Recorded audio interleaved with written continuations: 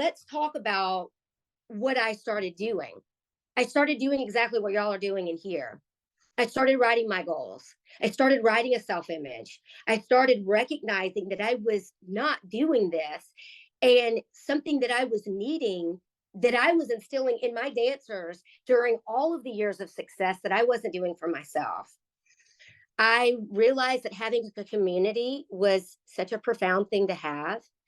And I didn't even realize that the community that I had built at the time was part of my family that also helped build me up to help make everybody else as successful as they were. And it's such a privilege, y'all. Like when Bree was talking to me about some of the shit that's been going down in this group, and she's like, Dev, like, should I have done that before? I'm like, girl, you know who you are. Like, you know who the fuck you are. Like, don't go back on that. There's going to be a lot of people in your life, y'all, that are not going to get you. And when you're climbing that ladder, and right now, Bree, oh my God, like so many beautiful things are starting to happen. Like everything, all of those seeds that you were planting are starting forming into this beautiful garden of different colored flowers. The problem with a lot of people is that they let those moments take them down and they don't continue growing. You got to keep moving forward, y'all. Those moments when people don't understand you and you're so misunderstood means you're in the right direction. Those moments when you have those naysayers, because I've been there. See, that's the thing. It's kind of like how Bob Proctor talks about. He was trying to figure out how he hit so much success when he came from like what? I think sweeping floors for a company. It's the same story as me. I know this works because I've done it. I've done it a few times. And I just didn't have I didn't understand. I didn't have the awareness to get from point A to point B. The obstacle is the way, y'all. So I just read this book called The Obstacle is the Way. And I started this book about a week before some of the things started happening with my mother.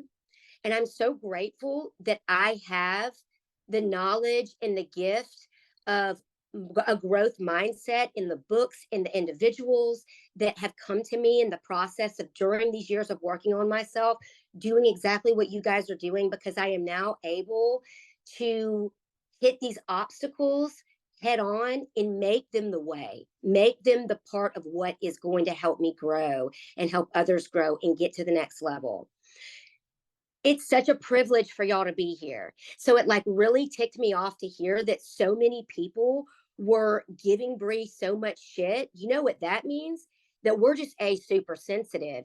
B, we're passing judgment on other people when honestly, that's a self reflection. We need to be working on ourselves. Typically, when someone's talking about somebody else, typically means that it's something that they've got to work on within themselves. It's an insecurity that they have. And third, they can't take the heat. We've gotten so sensitive.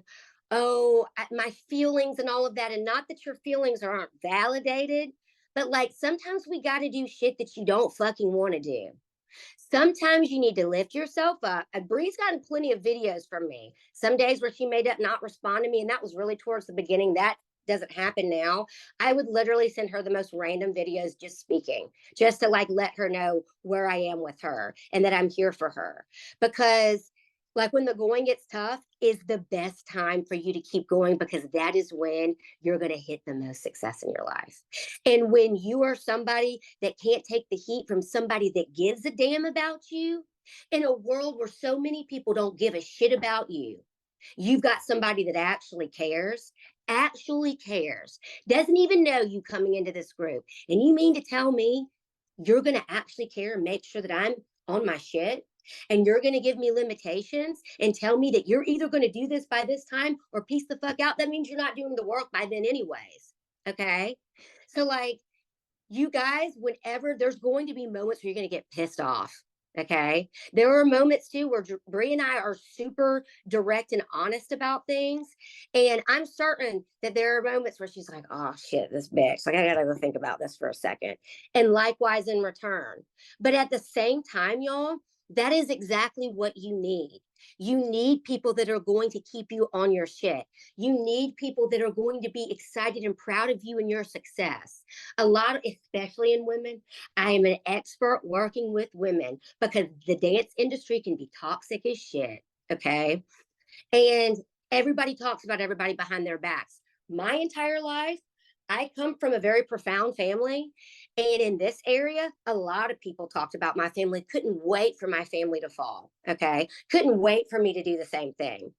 And after so many years, I was like, you know what? Fuck y'all. Like, you're just using me. You're using others. I know where I'm going. I know who I am. And even in moments of struggle, I knew I was going to get myself out of those moments that I was in the past few years because I never stopped seeking what it is that I needed to help myself.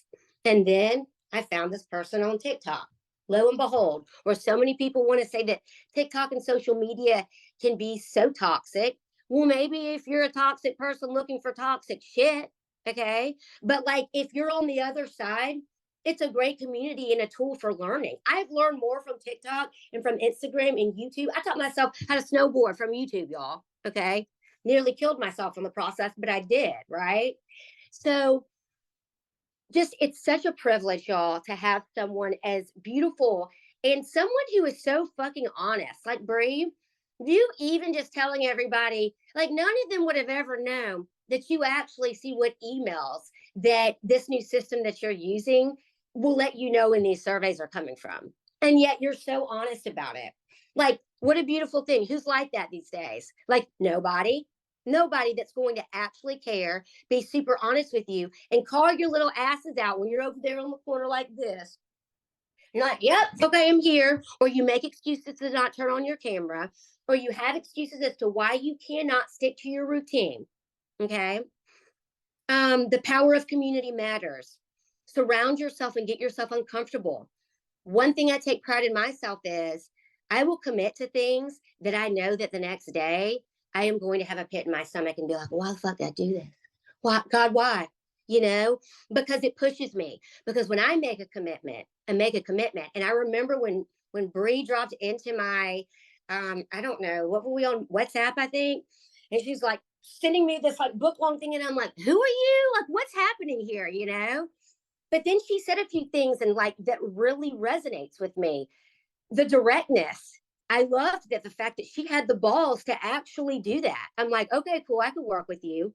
Divine timing is something that myself and my mother have always lived by.